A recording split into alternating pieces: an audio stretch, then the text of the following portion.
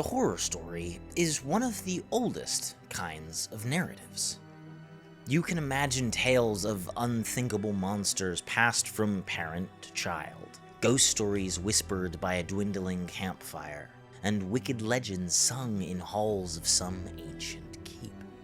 But I'm here today to talk about a work that shaped our understanding of what the horror genre means. Frankenstein, the modern Prometheus. A story that shifted the focus from the supernatural to the darkness within. Out of the literal thousands of adaptations of this story, only a small few actually demonstrate an understanding of this shift. And most recently, Guillermo del Toro's Frankenstein.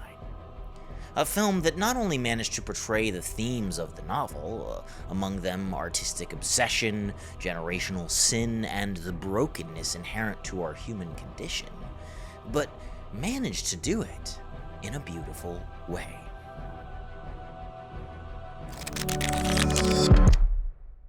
It's a strange thing to associate beauty and horror. And yet, if there's anything that the master filmmaker Guillermo del Toro has proved with his body of work, it's that horror can and should be beautiful. That horror, as a genre, can offer so much more than blood, guts, and cheap thrills. And this is evidenced by del Toro's latest, Frankenstein. It's a story that stays relatively faithful to the books, while accomplishing something modern horror often does not. It captures beauty and madness all at once. It does not shy away from the true grotesquerie of the story, but it somehow makes a truly beautiful presentation. And by doing so, Frankenstein proves the value of visual richness even in the midst of virtuous poverty. But before we understand how, we have to understand what exactly it means to create beautiful horror.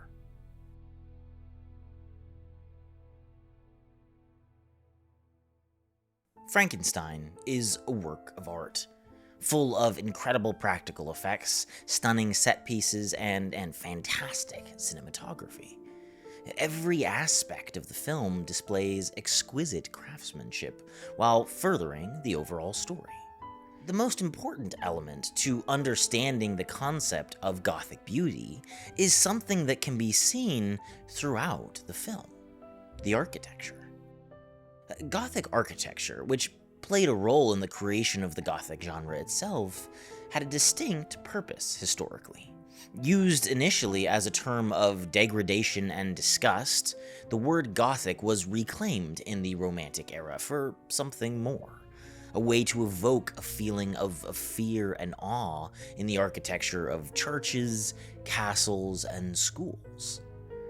The architects understood that true beauty can and should inspire both feelings, an idea which del Toro fully embraced. What is it about the genre of Gothic horror that appeals to you? The marriage of the decay and beauty started there, which is sort of the wabi-sabi in Japan, the beauty of that which is imperfect and decaying, the marriage of love and death. All these impulses that are really laconic and melancholic, and they started there in the Romantic movement. Throughout the entire film are representations of this decay. Buildings, manors, ruins. Frankenstein's lab is a repurposed water tower, and you can see elements of this structure throughout his entire laboratory, even used in his experiment to create the creature. And this philosophy extends throughout the film. Just take a look at the costumes. They are grand and, at times, even inaccurate to the historical era, but such liberties are all in service of the visual beauty and the themes of the film. You'll have noticed the colors are meaningful as well. They, too, tell a story. Victor Frankenstein's color is red, something traditionally symbolizing hunger, danger, even evil. And this fits the ambition of his character. Within the film itself, the color red betrays his connection to his dead mother, who wore the same color in life. the same red hands that were imprinted on his clothes in his mother's final moments. Further, it's worth pointing out that specifically red hands are associated with the concept of guilt. It foreshadows Victor's future wrongdoing, his guilt in the creation and even attempted destruction of the creature. And they suggest that perhaps he blames himself for his mother's death. Elizabeth's color is the opposite of red: green. She is diametrically opposed to Victor in both life philosophy and moral framework.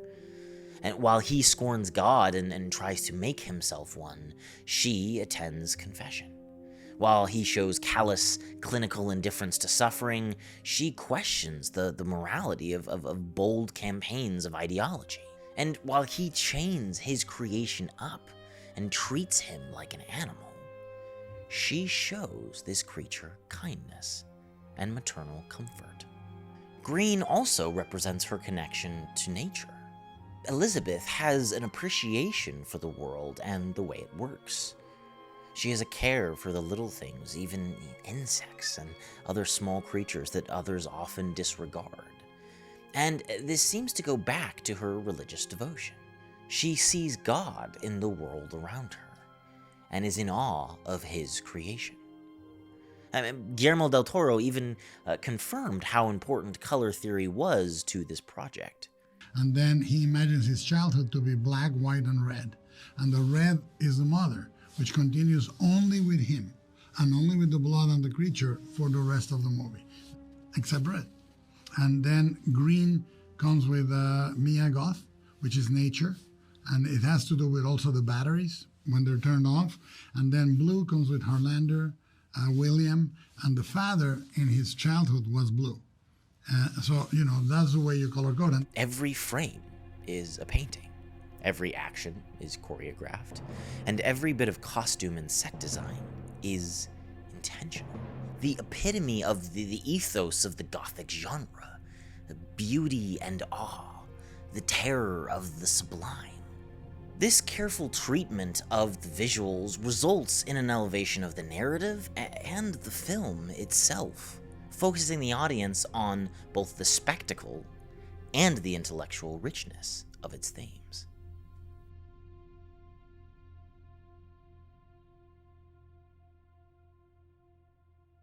One of the most unique aspects of sci-fi and fantasy is that, due to the outlandish nature of the genre, authors can adopt a more mythical tone. Spicy Gothic romance, dark academia, thriller, spooky horror vibes with a god-tier dirty mouth MMC, teacher-student relationship. Well, most of the time. Of course, it's more than just the period and the aesthetics and maybe elevated language.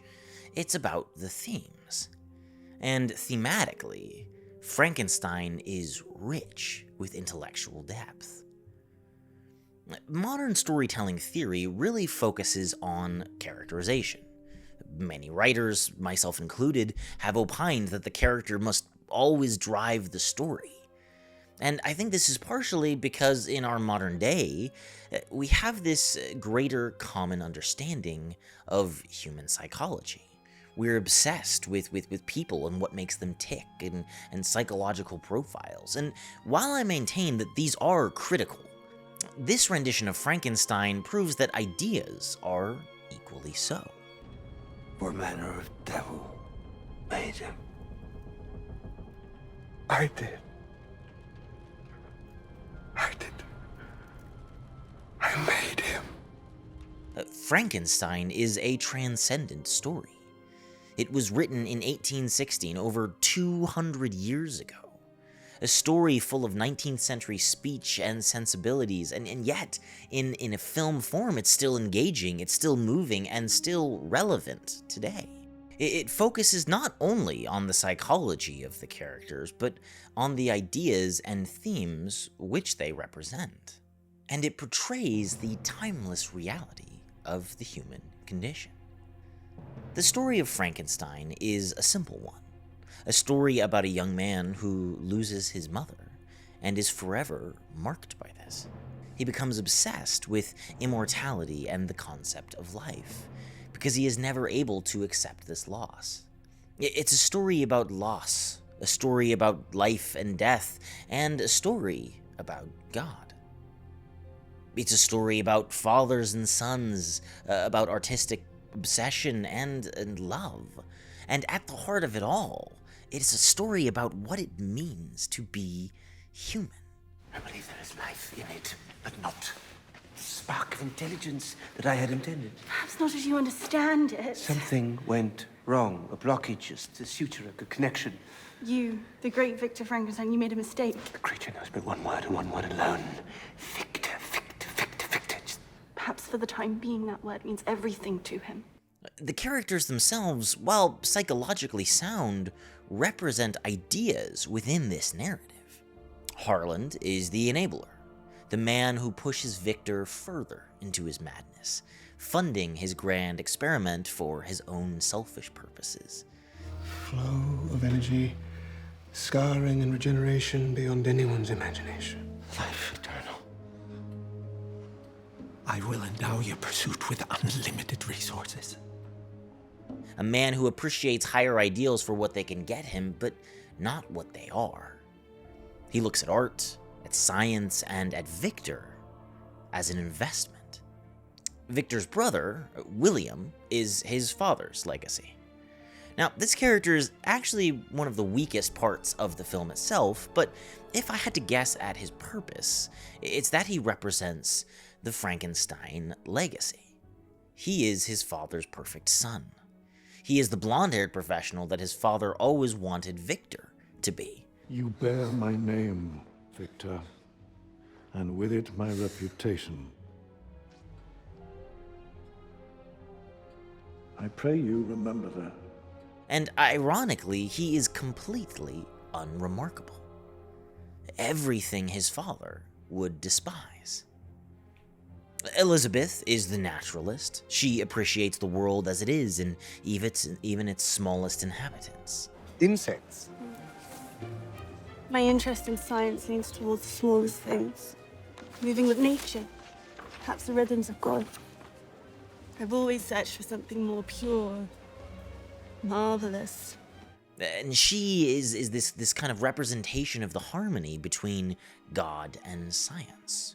She understands the role of the divine and respects it, and yet is intrigued to explore and experiment with the world around her. She is not fascinated by ideas, but practice itself.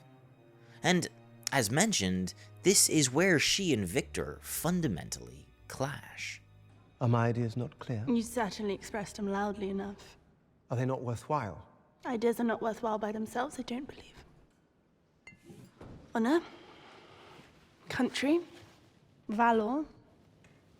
These surely are worthwhile, elevated ideas by themselves, wouldn't you agree? Mm-hmm. And nevertheless, men are dying for them, far away, far from those that provoke these tragedies. Those men remain at home, untouched by blood or bayonet, their skin unpierced, their blankets warm and clean. That is what happens when ideas are pursued by fools. Because Victor is the man who plays God. He has faced the horrors of human existence, and instead of accepting them, or even forgiving his father for his role in his mother's death, Victor never lets it go. He creates a myth for himself, in which he is the all-conquering hero, in which he can do no wrong because of his victimhood, in which he can challenge death itself. And he accomplishes this goal. He creates life, just like God, but with a key difference. Victor is not benevolent. Your heart is pure. I assure you it isn't. I should know. I put it there. Up. Which brings us finally to the creature itself. He represents the idea that ignorance is bliss, almost a parody of the Wordsworthian or romantic child. He provides a way to explore the horrors of the human condition in a more objective manner, in a manner outside of our own experiences and the rules of the narrative. The creature is pure, unblemished, incorrupt, and curious. And throughout the story, we watch as this character is broken and bruised by the world until he becomes a monster. A thing set on vengeance, on perpetrating the cruel treatment he has received at the hands of his maker, mankind, and even nature itself. You thought me a monster. Now I return the favor. I will make you bleed. I will make you humble. You may be my creator, but from this day forward, I will be your master. It's ironic that a horror story about a mad scientist is one of the greatest explorations of the human existence and the divine. Each of these characters act out of a relationship to God. The man who would be God, the man who does not believe in God, the woman who loves God, and the creature who does not know God. And whether you as an audience member believe in God or not, we can all acknowledge that stories which wrestle with the question of our existence are among the highest stories there are. There are many easy ways to tell stories, and that's no different within the world of horror. But in looking at Guillermo del Toro's Frankenstein, there is a glimmer of hope, living proof that a horrible story does not have to be horrifying, that we can explore the human condition without needlessly subjecting our audience to its obscenities. And at the heart of Gothic horror, and really all stories, is humanity. Not only in its representations of our actions, our faults and failings, but our thoughts. Stories can and should be a form of contemplation, a way to explore ourselves, our ideas, and the divine. Thanks for watching. As always, if you like this video, please like and subscribe so you don't miss the next one. And remember, no matter what you do, keep reading, keep writing, and I will see you all in the next video.